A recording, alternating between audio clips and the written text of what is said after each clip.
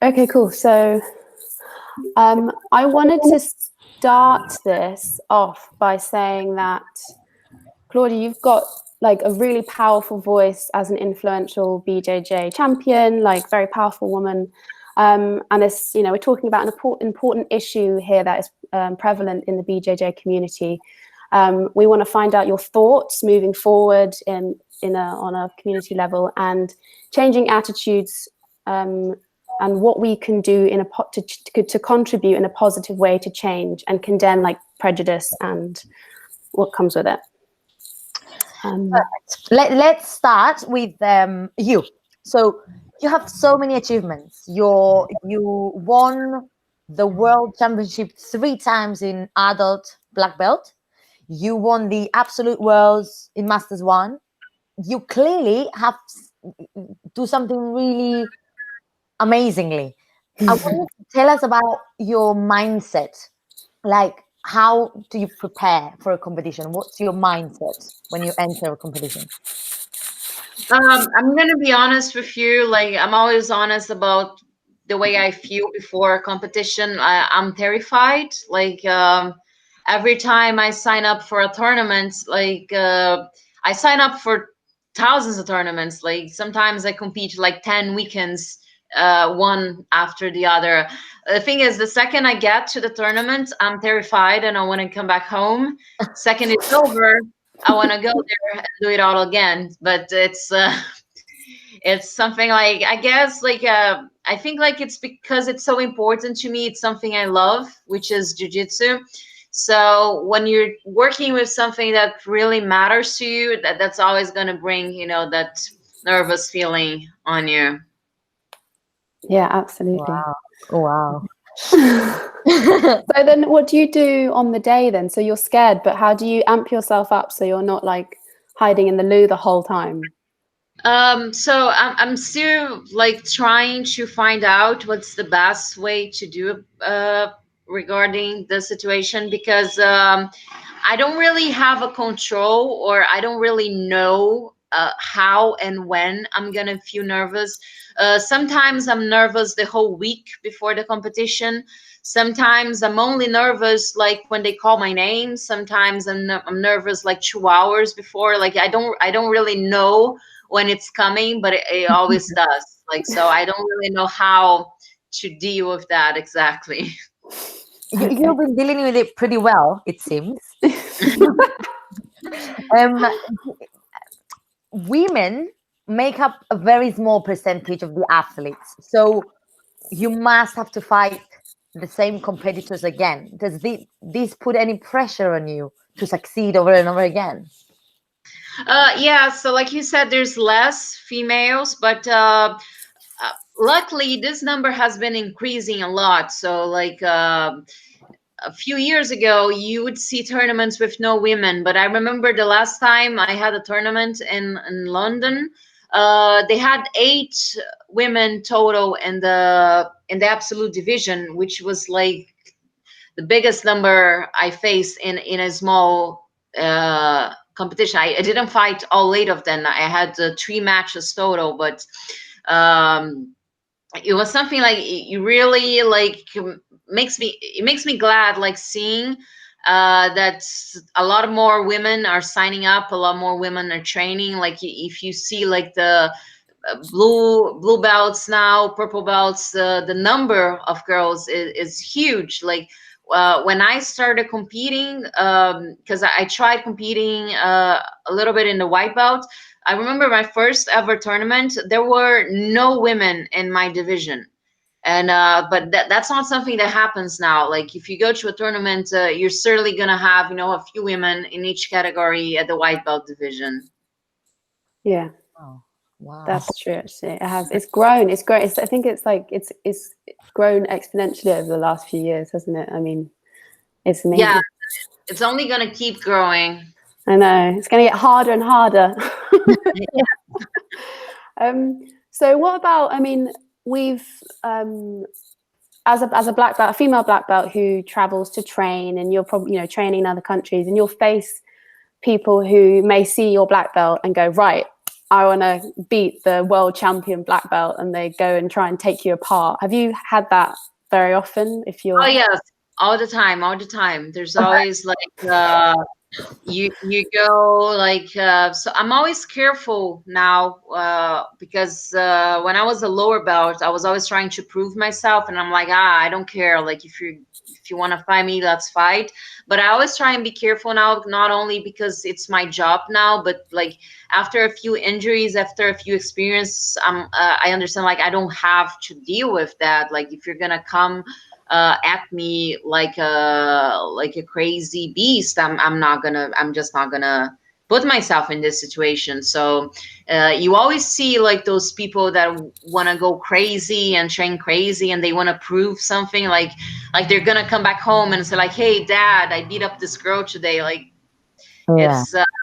it's stupid. So yeah, I do a lot of that. But nowadays, like it's funny because sometimes you can see it in their eyes when they're this kind of person. So like when they come up to me like, hey, you want to train, I look in their eyes and I'm like, no, like I don't want to do that, I'm injured. Or sometimes I'll start rolling and then I see they're crazy and I'm like, hey, I'm gonna stop because this is not working. So I'm always, and I always say that, and I always encourage women to say that, because like I was saying, a lot of women, they want to prove, because like you said, there's so many more guys than women, so women always face prejudice. So women, they want to prove that they belong there, so sometimes they're like, I don't care, I'm gonna train with everybody. And like, you don't have to, like, you don't have to prove you're tough, like, because a guy is stronger. Like, this is not about sexism. Like, the guy is physically stronger than the girl, and he might hurt you, and you don't have to deal with that. Like, if you see, like, if you've been training with somebody that's constantly being hurting you, you don't have to keep training with that person. I think that's really important to remember, because I think every girl's been injured, or everyone, lots of people are injured, but like there's definitely, like, I think that's a learning curve that you go through. Is like, right, okay, it's learning that you can say no. We were discussing this with Shanti, and Shanti told me something really, really clever. When someone goes ham on you, right, crazy, she goes limp. So what can they do? If you put resistance, then they're gonna Yeah. keep going. Yeah. So like, yeah, go, whatever, do whatever you want. Yeah. Yeah. Oh, you tapped me. Yeah, exactly. Because they want to prove something. They want to prove they got it, and it's like, it's stupid. Yeah. Especially with higher belts, like we've seen this. If a woman has a higher belt, normally lower belt guys want to prove that they can beat the girl. Like, go beat Roger Gracie and prove you're so tough. That's true. Yeah, we should start saying that. So something which has happened recently, there's an accusation that your old club excluded women from their, I mean, it is an accusation, we're not sure, but what do you think of that? What do you think was going on there? So I'm gonna tell you what I know about the story, because I still have friends who train there, and so what I heard from the story, what I know is every girl that trains at the club, they got a message on their personal WhatsApp addressed to them, saying dear, their names, and then the same message saying that. Mixed class are over. There's not going to happen mixed class anymore.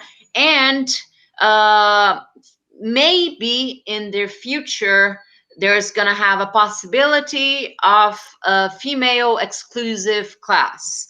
But until then, uh, whoever wants to go back to the gym and get their money, they're welcome to do so. So basically, it was saying mixed class are over.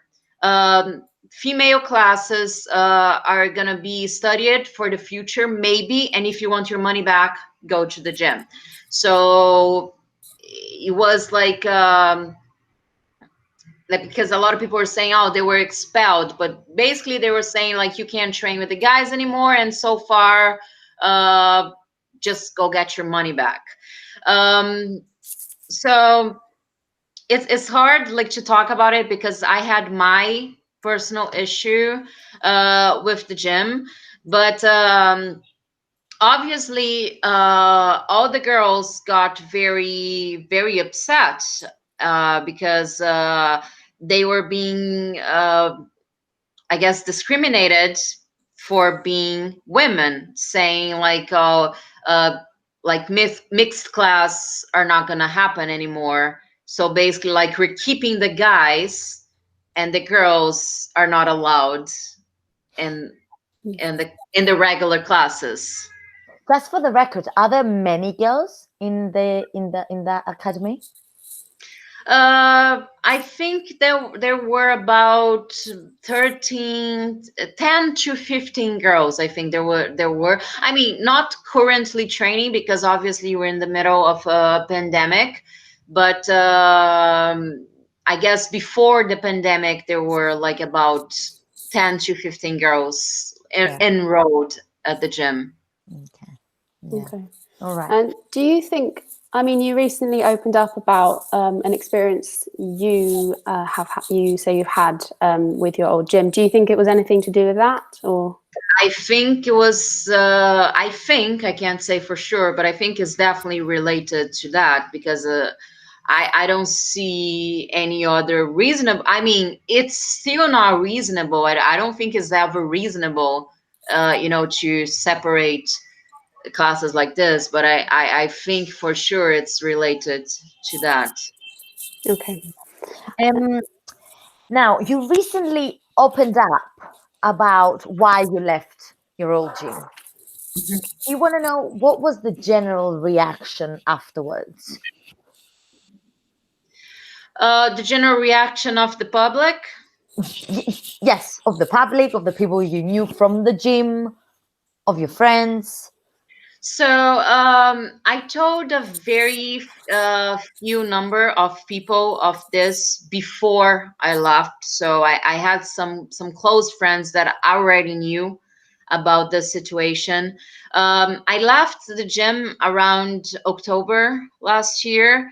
And after I left, I started telling a few more people, including my mom, who was outraged. She was so mad, and it people's like I guess everybody I told that a few understood my feeling.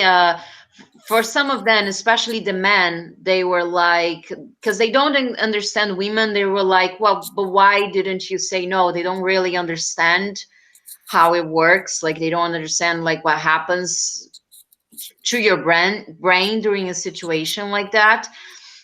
But after I went, the interview went public. Um, there's always like like half the difference in statements from people.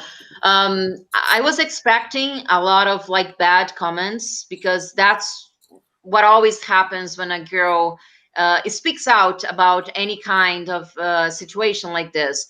So I was expecting a lot of those, but I was actually surprised in a good way by how many women came to my support, and there were so many women, even a few men, like coming to my support and sending me messages and like, I'm sorry what happened to you. And even more like something that not really surprised me, but like a lot of people who sent me messages, they confided in me that something similar had happened to them. Some of them telling stories like, oh, it was my father did this, my coach did this, and sending. They told me stories of what happened to them, and like I knew that there's a story like it happens a lot in the jiu-jitsu community, but I didn't know it was so much. And like I got so many messages from people confiding in me their own story, and like I knew that like if we do nothing about it, like it's just gonna, like, people are just gonna keep doing that. Like, you see a lot of people complaining about it, saying that saying that, oh, you shouldn't do that because it stains the name of the sport. But it's not the sport, like, it's our society. Our society, acts in a way that it's okay to treat women like that. So if you do nothing about it, if you never say anything, they're just going to keep doing it. So obviously you have to speak out. So, like, I got those messages of support, but obviously I got lots of, like, of people saying horrible stuff to me. A lot of friends that I had at the gym, they turned their backs on me. I don't know if they believe I'm lying, or if they believe what I'm saying, but they think, like, oh, you shouldn't have done that. A lot of people some people sent me a message saying, like, oh, he has a wife and a kid. Didn't you think about that? And I'm like, should I think about that, or should he think about that before doing what he did? So, like, I got a lot of support and a lot of hate, but mostly support. Just to touch on that, how do you deal with hate? Because hate is everywhere, especially in the internet, where when people use the fact that they can't see the other person and they just throw so much hate. How do you deal with it? Does it get to you? So first of all, like I was saying, I was prepared for that kind of hate because I know that that's how the public react. Like, you get a lot of comments like saying, like, why did it took you so many years to say something? Like, why did you keep training there? Because people don't understand. So you get a lot of shit for that. But I was prepared because I knew that that's how it happens. um I tried staying away from lots of the bad comments. So, like, um many posts and I didn't even read it because I knew there was going to be a lot of hate there, and I just tried to stay away from it because I knew it was coming, and, like, I'm dealing with a lot already, and I don't need that. Yeah, it's super brave. And I think that's the scariest thing, is when you come forward, the backlash and the criticism is very intense, and you need a very good support network, I think. So I can see why you'd want to stay away from it. I just want to, like, talk. You've made me think of something, which is, like, the idea that a lot of pressure is put on the woman to change their behavior, or this criticism on the woman rather than necessarily the behavior of the guy. So it's like, if you have a bad experience, it's like, oh, well, you shouldn't have been wearing a short skirt, or you shouldn't have been walking alone. Whereas a guy, like, and it's like, oh, well, shouldn't we deal with the cultural social problem where this guy thinks it's okay to behave in a way, and I have to wear baggy trousers and hide my body. That's a crazy thing. Like, you see women, they're completely dressed, like, fully clothed, and they still get attacked. So it's not about the clothes they are wearing, it's about the character of the guy who who attacks a woman. So, like, it doesn't matter if you're fully clothed, if you're married, or whatever it is. Like, the men should respect women, whatever. Like, even if a woman is on the street naked, like, it doesn't give nobody any rights to do anything to her. Yeah, absolutely. And I just want to touch on as well, you mentioned the thought process of having I think most women will have had an experience where something not, a sexual assault, or something happens, and what happens. You mentioned, like, what happens to the brain when that happens, because I think it's important to understand, because often people who have never experienced it, or they don't understand, will be like, well, why didn't you do something? Why didn't you say no? Why didn't you reject it? What actually happens to your brain? So, like, what happened to me was, like, I was in shock. I was surprised, and I literally I felt helpless, and I didn't say anything. Like I was feeling paralyzed, and I blamed myself for years for not saying no, and and I always thought it was my fault. Like why couldn't I say no? And I read so many people who go through any kind of advances like this, because it's not like it's a random person. It's not like it was the mailman. It's not like it was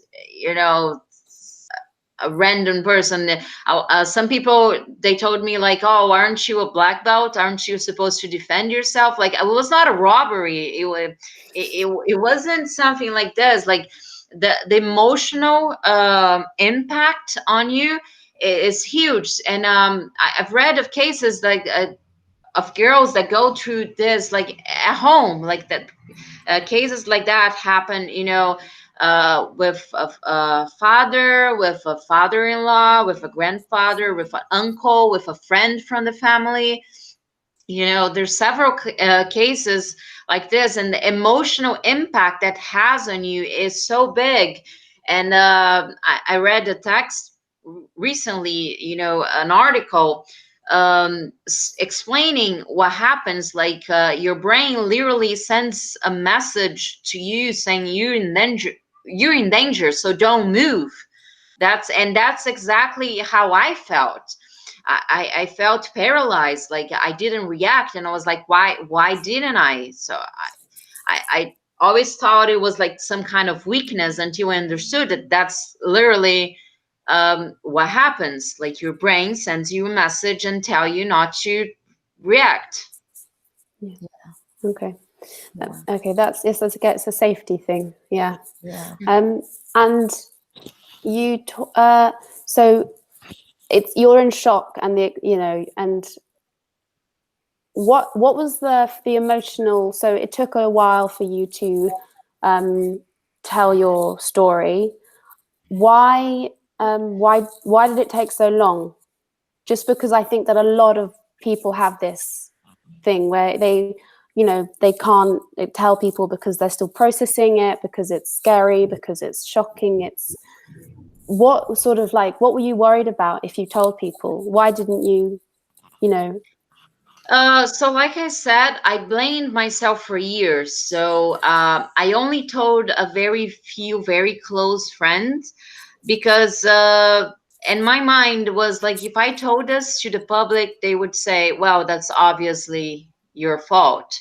And I didn't want to deal with that, because like in my mind it's like, obviously they're gonna say it's my fault, so I can't tell anyone.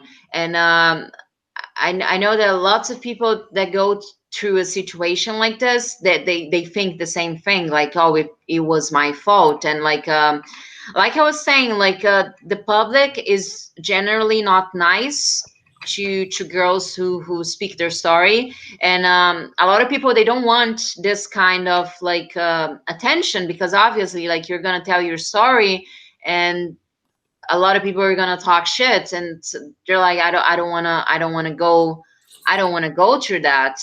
And so a lot of people, they never tell their stories. Like I was talking with a friend of mine the other day, and she was telling me how like only 10% of women that go through some kind of you know uh, some kind of assault, they speak up. So like 90% of women, they never do. That's a huge percentage. Yeah, that is Yes, massive. don't. I didn't know that. What was your experience when you joined the new gym? So like what happens is, like, because I'm currently living in Brazil, and I joined a new affiliation, but I'm not training there, because like the head gym, my head coach from this new affiliation lives there. So, and right after me switching gyms, I was um I was training in other places. So like I was training and I was traveling a lot too. So like I didn't have a fixed gym to train at. And then right after we had a pandemic, so Yeah.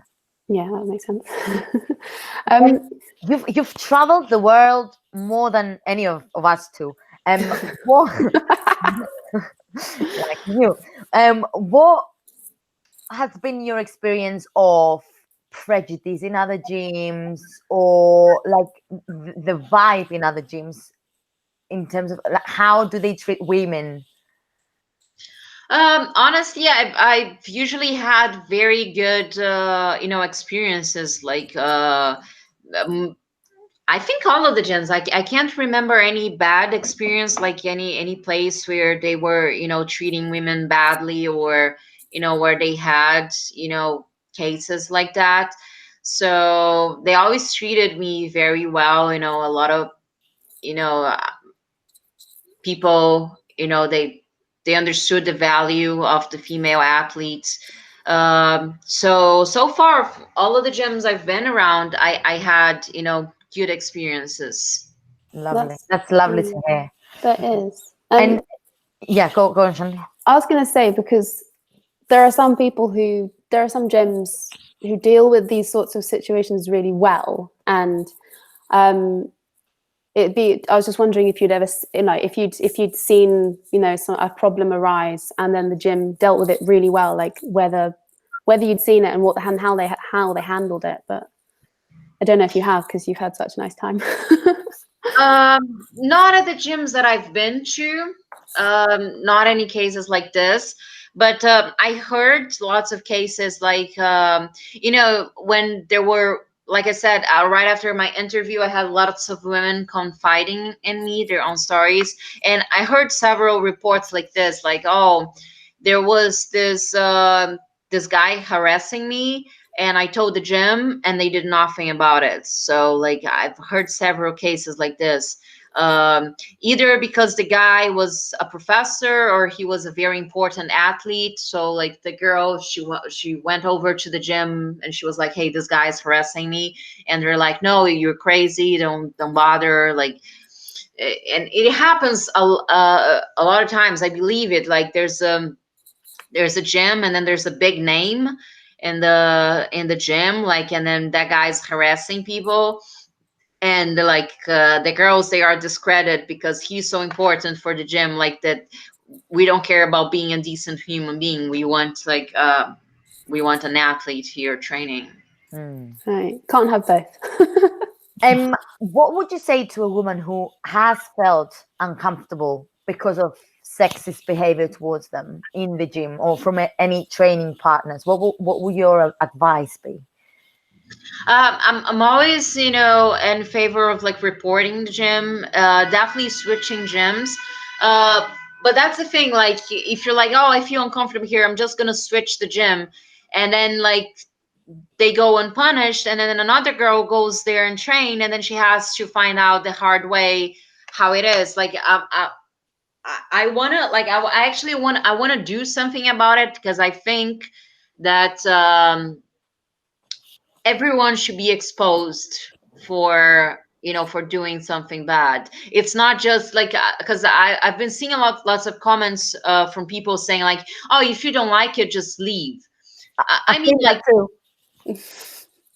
I've seen that too.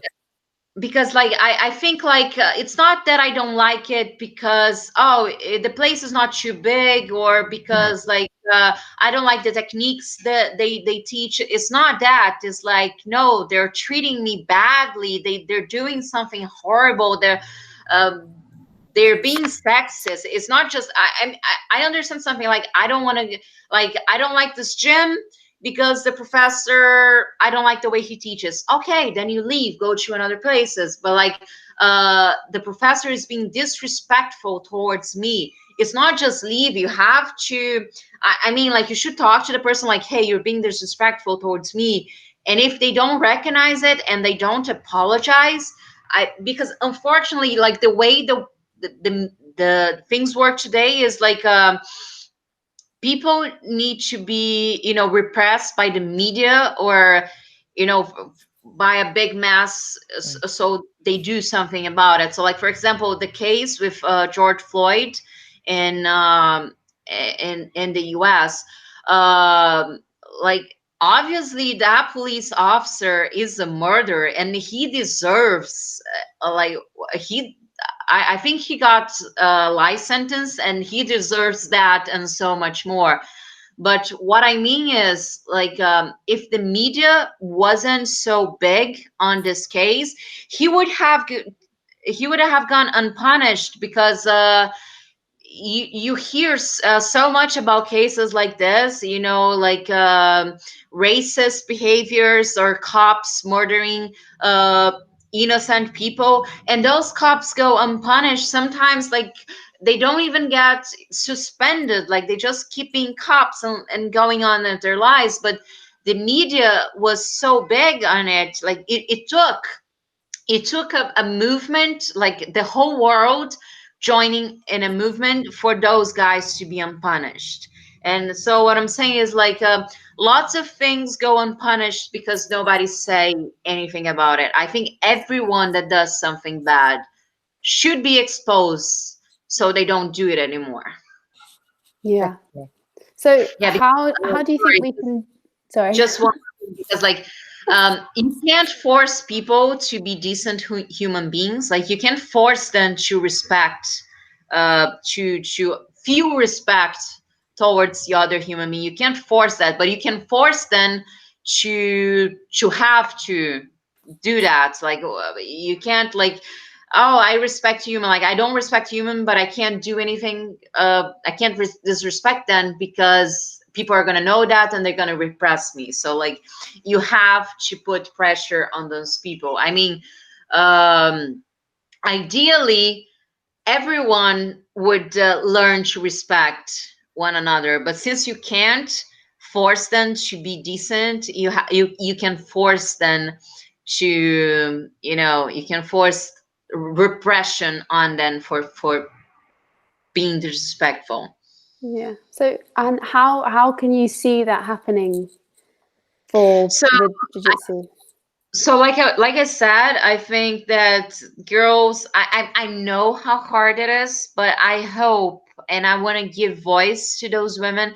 I hope they start speaking out against every kind of disrespect they go through.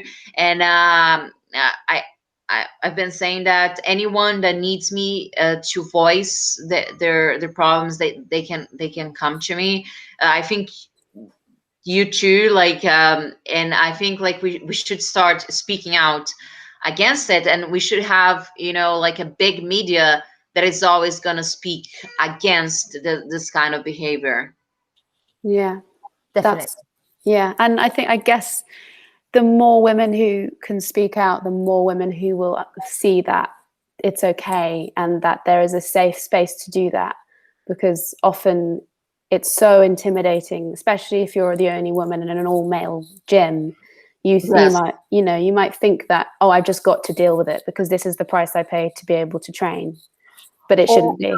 Or You many don't women have may, to do or it. many women may think, maybe it's me, that maybe I did something really bad. So yeah, definitely voicing it, it's gonna help. Yeah. We want us to we want you, sorry, to tell us something wonderful, like something positive that happened to you. Talk to us about the training partners that you have had, like who helped you in your journey. Just to flip it. Yeah, just to have a So positive note. I have a friend. I don't know if you ever heard about him. His name is Elvésio Pena. He's known because, like, until a while ago he was fighting in the adult division. He's over 50, and but not only he's a beast in jiu-jitsu, but he's such an amazing person. Like, when you see how much he loves jiu-jitsu and how much he wants to help people, like, if you go up to him and you're like, I want to be a jiu-jitsu champion, he's like, okay, let's train this, let's go to this tournament. Like, so he's always giving his time for other people, and he never asks anything in return. So it's just an amazing person, and I think that's like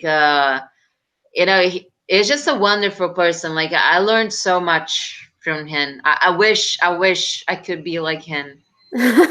You might be when you're 50. No, that's really lovely. And is he training in America or in Brazil?